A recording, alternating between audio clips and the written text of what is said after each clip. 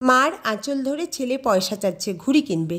মা পাড়া বেড়ানিদের সঙ্গে গল্পে মাত্ত, লক্ষ্যও নেই ছেলের দিকে।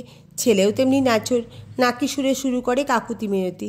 মা তখন ওজোর আপত্তি তোলে, না উনি বারণ করে গেছেন, ঘুড়ি কিনে শেষে একটা কাণ্ড বাঁধাবি আর কি, বলে আবার ছেঁড়া গল্পে সুতো ধরে। ছেলেও তেমনি ধুরন্ধর, কাকুতি মিনতিতে যখন কিছু হলো না তখন সে স্রেফ কান্না জোরে, গল্প করা মাথায় ওঠে। তখন পাড়া বেড়ানিদের মা বলে, তোমরা একটু বসো ভাই, ছেলেটাকে আগে শান্ত করে আসি, বলে ঘরে ঢুকে বাক্স খুলে পয়সা ফেলে দেয়। বিরক্ত হয়েছে মা, কিন্তু ব্যাকুলতার কাছে হার মেনেছে। অনুরক্ত না করতে পারিস, বিরক্ত করে মার থেকে আদায় করে নে। যা বিরক্তি তাই তার অনুরক্তি। তার জন্যে এক অস্ত্র ব্যাকুলতা। তিনি যেকালে জন্ম দিয়েছেন আমাদের, সেকালে তার ঘরে আমাদের হিস্সা আছে।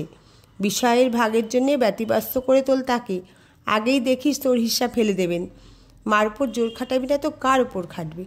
আগে আমার হিস্সা ফেলে দাও তো দাও, নইলে গলায় ছুরি দেব।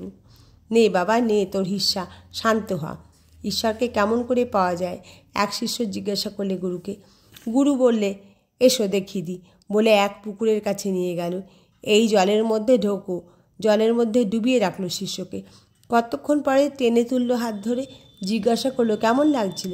শিষ্য হাঁপ নিয়ে বললে, প্রাণ আটু আটু করছিল, যেন প্রাণ যায়।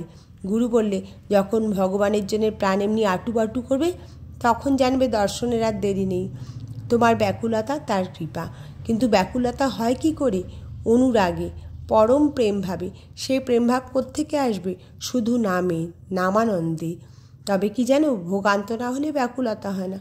কামকাঞ্চনের ভোগ যেটুকু আছে সেটুকু তৃপ্ত না হলে জগতের মাকে মনে পড়ে না। ছেলে যখন খেলায় মাতে তখন মা